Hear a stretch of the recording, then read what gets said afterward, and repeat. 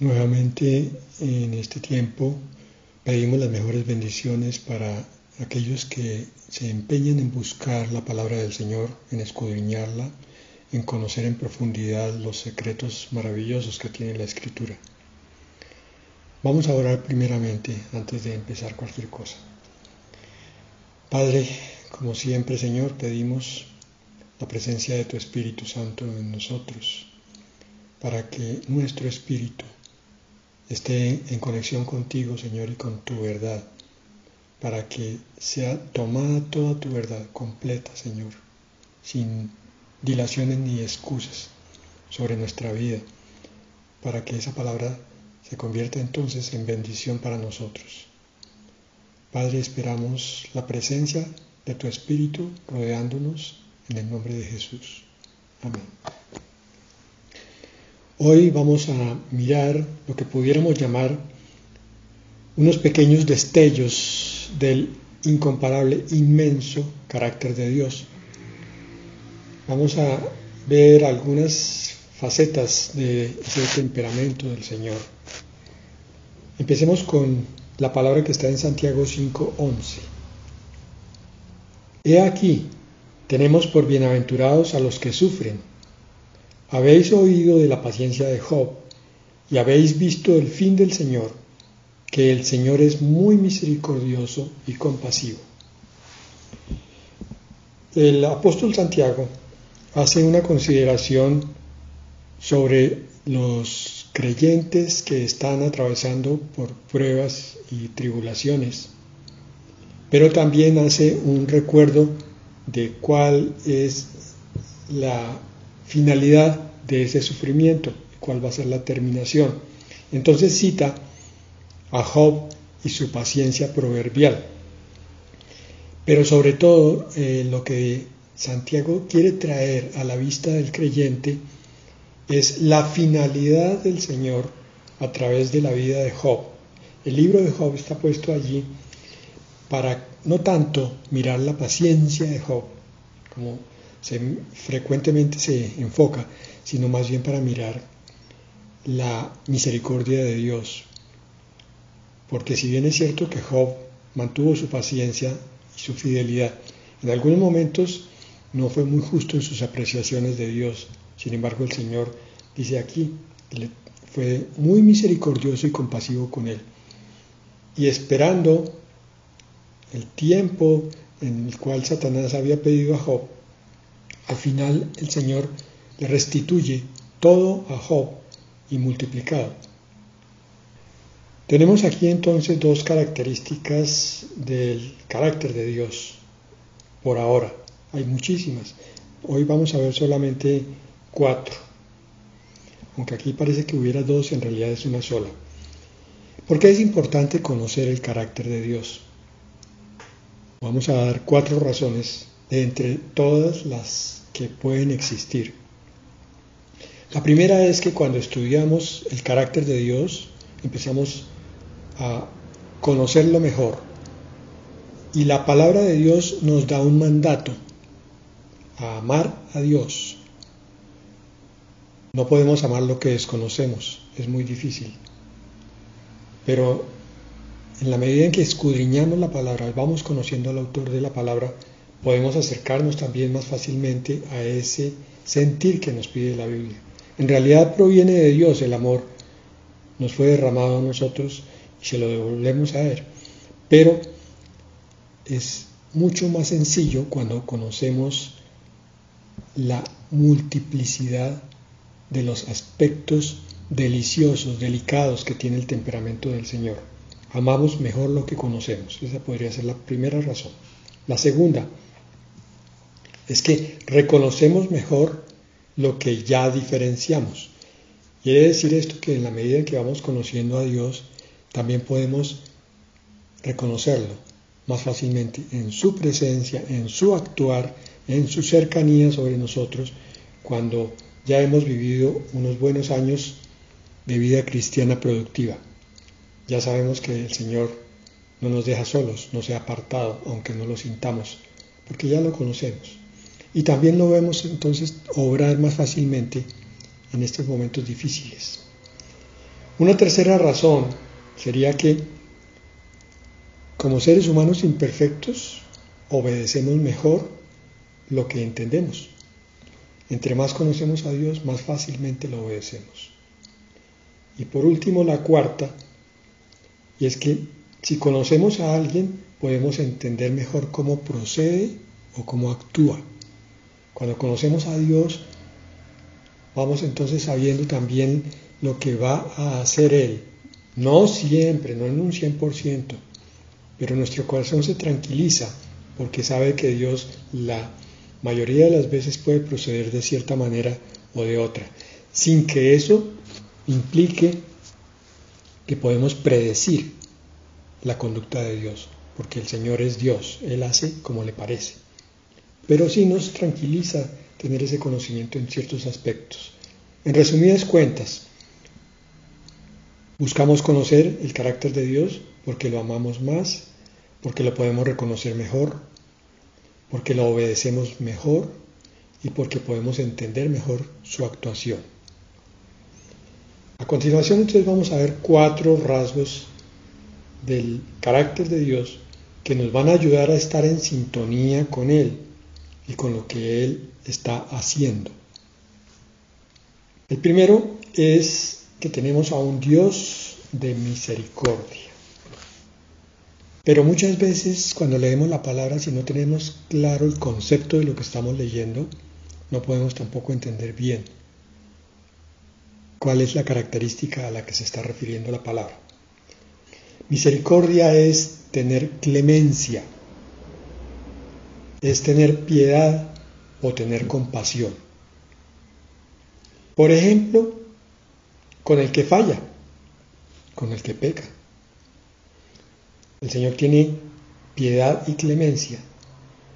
Con el débil, el que tiene un temperamento todavía no está fortalecido suficientemente y falla por eso, el Señor tiene compasión con él. Y con el necesitado, aquel que clama a Él, este Dios nuestro también acude rápidamente en función de su misericordia. Porque es que misericordia es amor en acción. Su misericordia no se debe confundir con la injusticia. El hecho de que a veces el Señor tiene clemencia con un pecado o espera pacientemente hasta que nosotros estamos decididos a sacar ese pecado de nuestra vida, no es porque obre con injusticia. En su justicia, Él está actuando como está actuando y por eso entonces puede que el pecado no esté trayendo consecuencias desastrosas como el castigo, como el infierno, pero sí está trayendo consecuencias menores sobre nuestra vida que Dios permite precisamente por su justicia. Quizá nos quede más clara la misericordia cuando vemos a un padre amoroso, un padre que ama tiernamente a su criaturita, su bebé. Y su bebé está haciendo una pequeña maldad en ese momento. Quizás coge un billete de una alta denominación, el papá no se está dando cuenta, y la criaturita, creyendo que es un juguete o cualquier otra cosa, lo coge y lo rasga, lo rompe en pedazos. Cuando llega el papá, mira el billete, mira al bebé, y si es la primera vez, muy probablemente este papá no va a pronunciar una sentencia grave ni un castigo severo sobre ese bebé. Le va a decir, a reconvenir que no haga eso otra vez. Una cosa muy distinta es si ya es la tercera o cuarta vez que hace esto. Probablemente ahí sí ya venga un castigo más severo. Pero en la primera ocasión, ese padre amoroso está desplegando clemencia, piedad, compasión y misericordia. Todo es más o menos lo mismo con ese bebé. Está esperando pacientemente para que el niño entienda que hizo algo mal, pero que no lo debe volver a hacer. Joel 2:13 nos dice: rasgad vuestro corazón y no vuestros vestidos, y convertíos al Señor vuestro Dios, porque misericordioso es y clemente, tardo para la ira, grande en misericordia y que se duele del castigo. Aquí está todo reunido. La palabra del profeta Joel nos invita primero a tener un arrepentimiento sincero en lo íntimo de nuestro corazón, no hacer aspavientos y monerías exteriores para que los demás piensen que estamos arrepentidos de lo que hicimos, sino en el interior una intención completamente limpia y transparente y con conversión al Señor Dios. La conversión es diferente del arrepentimiento. El arrepentimiento es el dolor por el pecado que yo he cometido. La conversión es abandonar el camino que me conduce a ese pecado y cambiar mi vida radicalmente. Es necesario tener las dos cosas, arrepentimiento y conversión. Muchos tienen a veces arrepentimiento, pero no tienen conversión. Entonces vuelven al pecado y otra vez, y se arrepienten todas las veces, pero nunca se convierten al Señor. La conversión no es algo de una sola vez. La máxima conversión es reconocer al Señor Jesucristo como Salvador. Pero a partir de ese momento, cada vez que se comete un pecado debe haber una nueva conversión al Señor, en el sentido de abandonar el camino del pecado. Pero nos dice allí, nos describe que Dios es misericordioso. El primer rasgo del carácter que estamos viendo de Dios, que es clemente. Misericordia y clemencia son sinónimos, porque es tardo para la ira. Aquí es donde está esa piedad y compasión por la cual el Señor retrasa a veces el castigo en la esperanza de que el pecador entienda y no vuelva a pecar. Tardo para la ira. Qué hermoso ese temperamento del Señor. Y lo es por la sencilla razón de que Dios mira con sus ojos. A veces nosotros no entendemos esto porque queremos mirarlo con los nuestros. Pero a los ojos del Señor somos ese bebé que está gateando, que ni siquiera puede hablar claramente, que no puede ser alimentado por sí solo y que de pronto hace una maldad. Entonces Dios mira con el infinito amor del Padre a su criaturita y posterga el castigo en su misericordia, por su amor. Y se duele del castigo, dice aquí también. Está describiendo otro aspecto más del corazón infinitamente amoroso del Padre Celestial. El Señor no disfruta el castigo. El castigo que estamos viendo en este tiempo, si es que lo queremos llamar así, es un llamado a la conversión de los incrédulos y un llamado a la santidad de los creyentes. Las enfermedades, los terremotos, todas las señales que están ocurriendo tienen ese propósito. Advertir que va a llegar un momento en el cual ya es necesario castigar a los tercos y desobedientes, contumaces, los que son repetitivos. Pero mientras tanto el Señor dilata su castigo esperando que nosotros entendamos.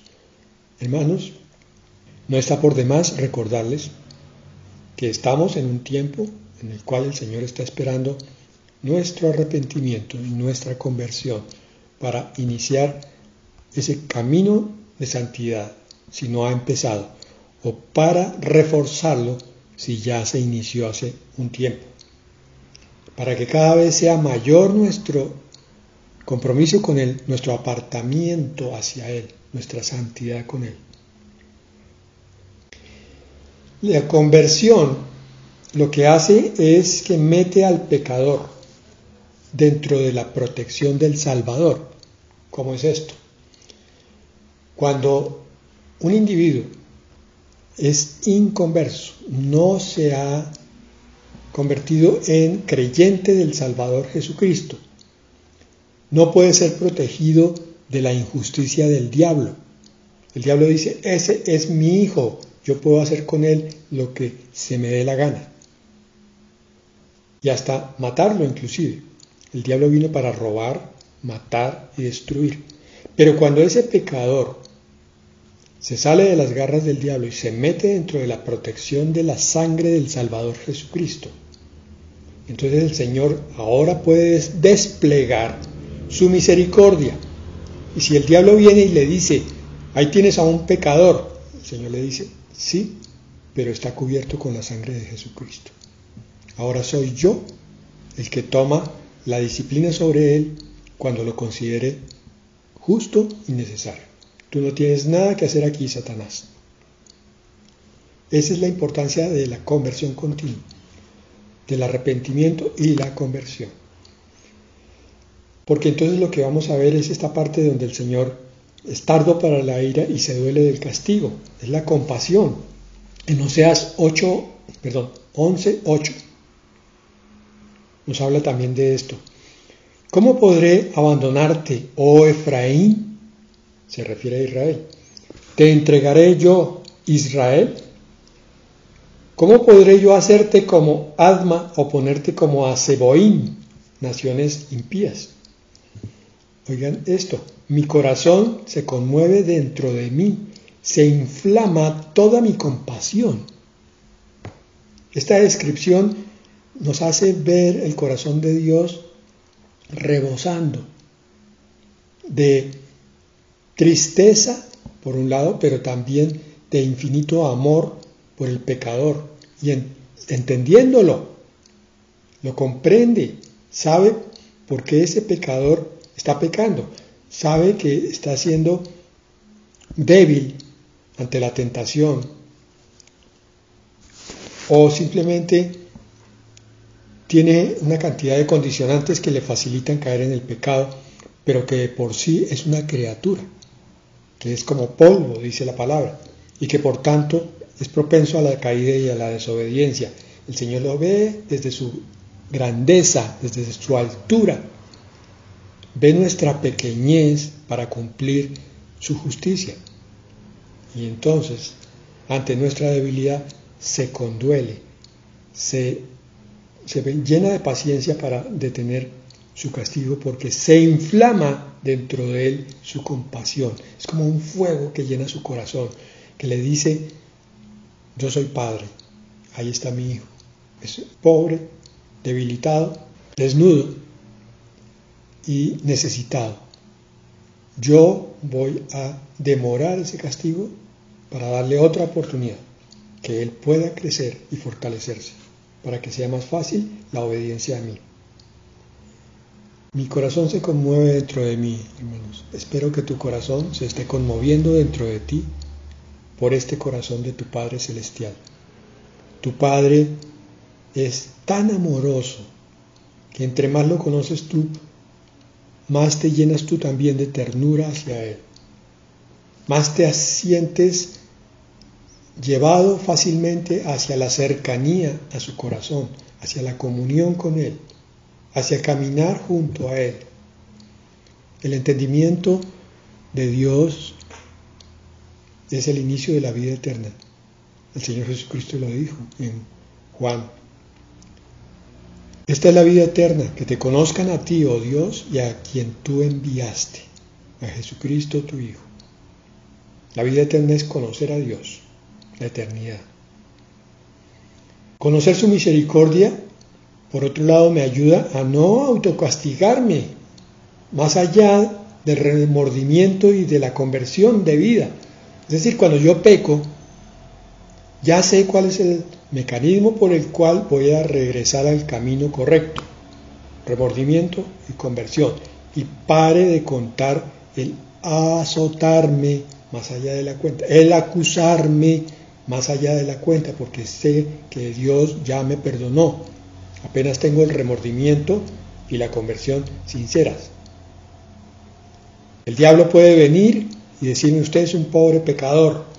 Yo puedo decirle, sí, lo soy, pero el Señor me perdonó ya, una y muchas veces.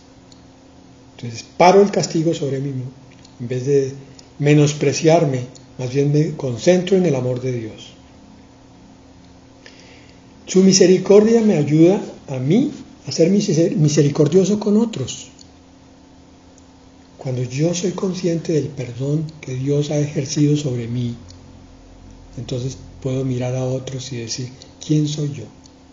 Miserable pecador, para juzgar a otros como si yo fuera Dios, cuando soy tan pecador o más que aquel a quien estoy juzgando. Y su misericordia me ayuda a ser paciente, a esperar en los defectos de los demás, me ayuda a ser autocontrolado. Yo me meto dentro de la templanza del espíritu y detengo mi ira, detengo mi impaciencia, detengo mis exigencias con los demás. Pero además me ayuda a ser ayudador. Veo a alguien que acaba de caer, a alguien que está necesitado, a alguien que no logra entender, que no logra aprender, y yo vuelvo y le tiendo la mano como lo hace Dios conmigo. Una segunda faceta es la justicia de Dios. Dios es justicia. Entendamos también qué es la justicia. Hay 4 aspectos de lo que se podría definir como justicia. Hay muchos más, pero por ahora estos 4. Justicia es una decisión legal o una sentencia. Entonces, Dios nos mostró su justicia dándonos su palabra. Allí nos muestra lo que Él pide de nosotros, a través de la ley, a través de los profetas y a través incluso de la gracia. Primer aspecto de la justicia. Segundo, justicia es el derecho de una persona. Cuando alguien viene a lesionarme a mí, yo sé que tengo derechos, puedo apelar a ese Dios de justicia. Y eso va a hacer que también descanse en Él. Justicia, en tercer lugar, es lo que es debido, lo que es correcto. Dios siempre hace lo correcto. Y yo debo aprender a hacer lo mismo. Y por último, justicia. La justicia de Dios, en este caso, es pedir que hagamos de conformidad con lo que Él ha especificado. Entonces, Él está en plena autoridad de decir lo siguiente: yo ya les mostré qué es lo que yo pido para que ustedes estén cerca de mí. Háganlo y entonces estarán haciendo la justicia mía, serán justos. Isaías 30:18 dice: por tanto el Señor esperará para tener piedad de vosotros, y por tanto será exaltado teniendo de vosotros misericordia, porque el Señor es Dios justo, bienaventurados todos los que confían en Él. Hay una bendición en entender que Dios todo lo que hace, lo hace en forma correcta, en forma justa. Que si permitió una enfermedad en mí o una pérdida, es por algún propósito siempre correcto, siempre justo y siempre bondadoso. Esa es lo que marca la diferencia entre el cristiano maduro y el inmaduro. El cristiano que no es desarrollado en su espíritu va a empezar a contender con Dios, a reclamarle a Dios, a desconocer la bondad de Dios. Si tú eres justo, es lo que oímos en la calle, ¿por qué permites eso? Mire, pecador apostrofando a Dios. ¿Habráse visto cosa de mayor injusticia? El injusto recriminando al justo. Eso no tiene sentido. Esa palabra justicia es tan maravillosa porque significa que siempre Dios hará que cualquier cosa que se ve mal termine bien. Uno de mis versículos preferidos, el de Romanos 8:28, que cito con tanta frecuencia. Todo obra para bien en aquellos que aman a Dios. Dios hace que todo se convierta en bendición, aunque parezca maldición.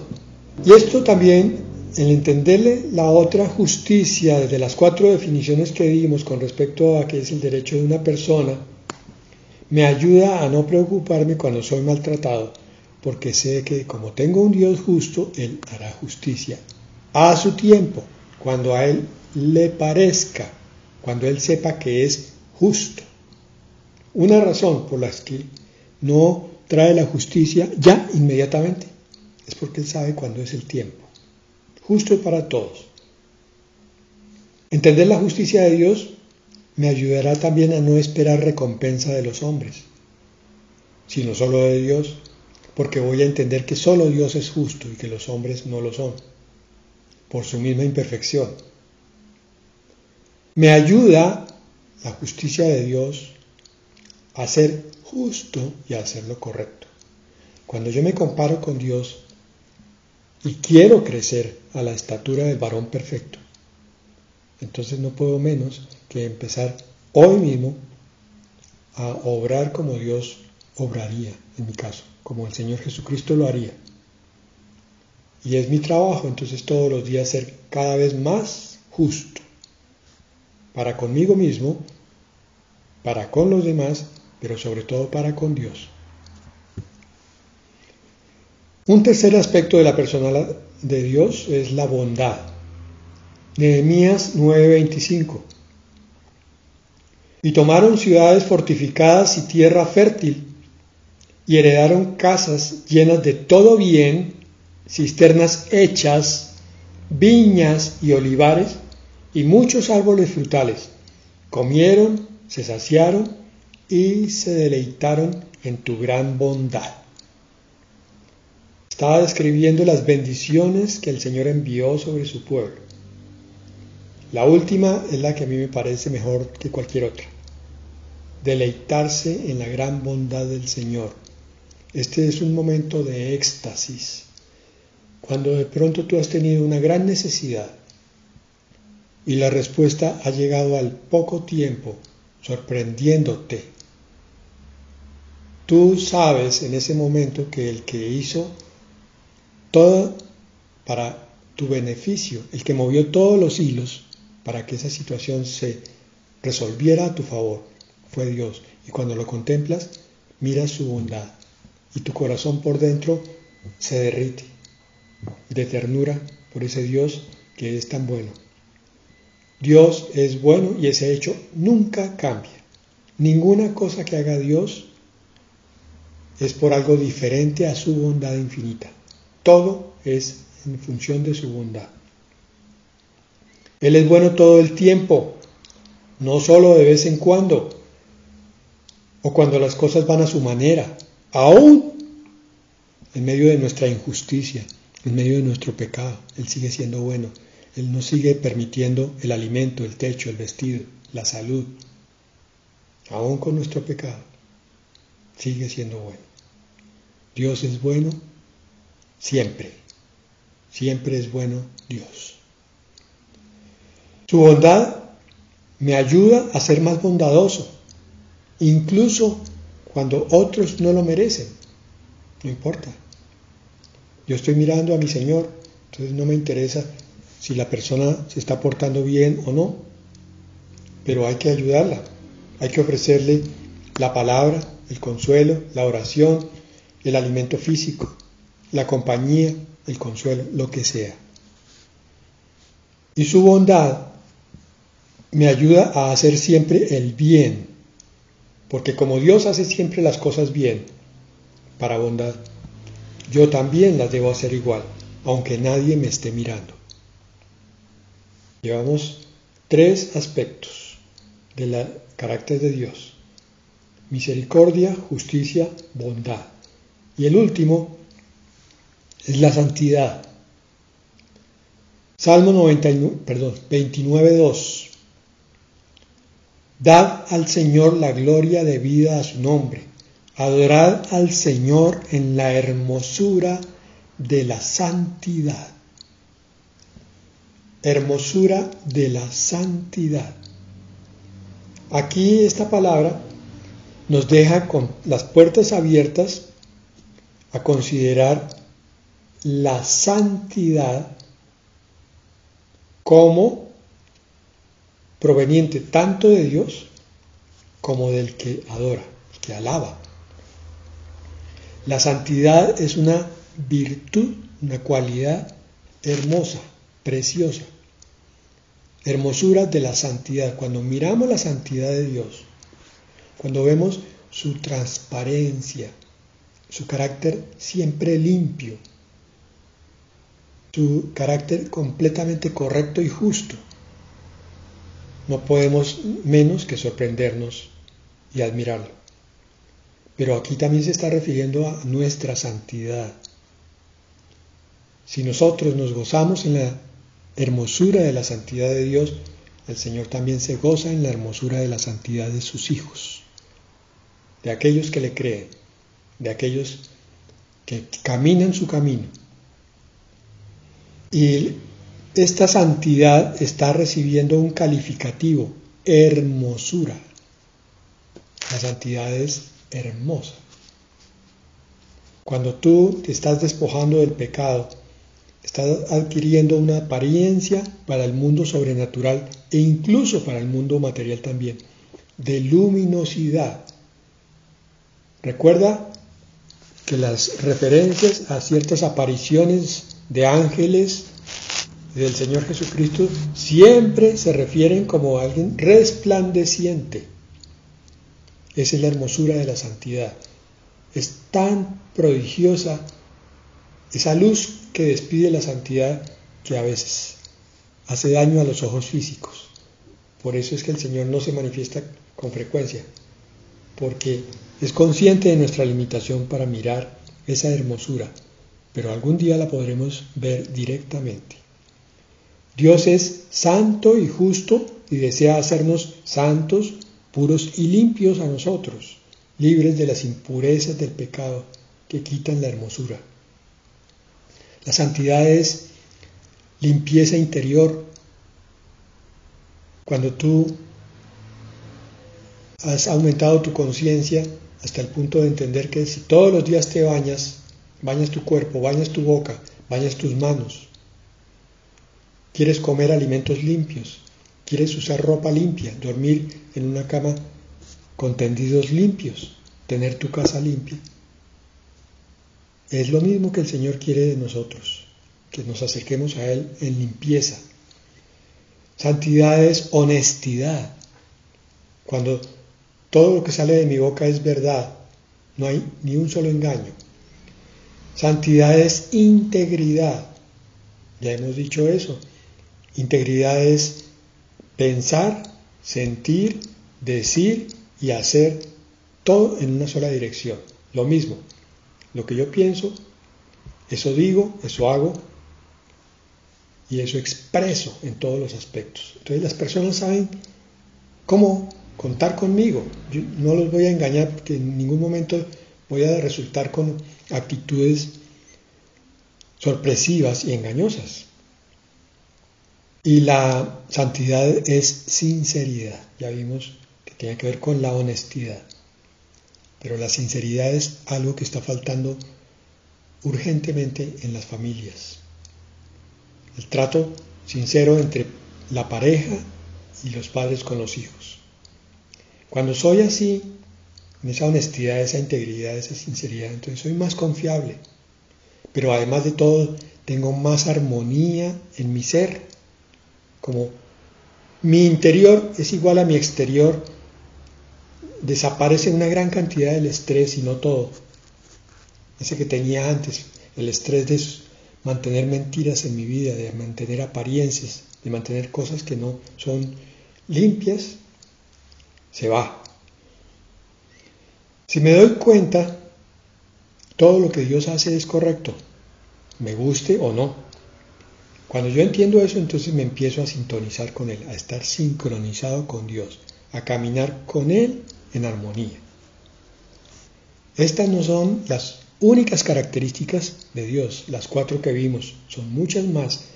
Por eso te animo a que dediques un tiempo a buscar estos rasgos de Dios en la Escritura y otros más, y los profundices, los que creas que son importantes para ti. Porque cuando estudias quién es Él, el Espíritu Santo te ayudará a tomar, a incorporar esos rasgos en tu propia personalidad. Tú los deseas, los ves hermosos y los quieres para ti. Entonces comiences a practicarlo en tu vida diaria. Prueba y ve que el Señor es bueno. Vamos a orar, hermanos. Señor, tú eres maravilloso. Tu justicia, tu bondad, tu santidad y otros innumerables rasgos nos asombran y nos recuerdan lo bueno que eres, Señor. Continúa recordándonos tu carácter para que podamos ser más como tú cada día. Limpia las escamas de nuestros ojos y quita la pereza y la indiferencia de nuestra mente para que podamos escudriñar tu palabra, Señor, con más ahínco, con más fuerza, con más ganas. Y limpia, Señor, la intención del Espíritu para que podamos tomar de tu palabra todo lo que encontremos de ti como bueno, agradable y perfecto, Señor, porque esa es tu voluntad para nosotros. Padre, bendice hoy a los que se levantan con la decisión de ser mejores que ayer y de mañana ser mejores que hoy. Tómalos con tu espíritu y tómame a mí también, porque yo también tomo esa decisión, Señor. Levántanos y haznos crecer para ti cada vez más parecidos a la figura de tu Hijo, nuestro Señor Jesucristo, por quien oramos ahora, en su nombre. Amén.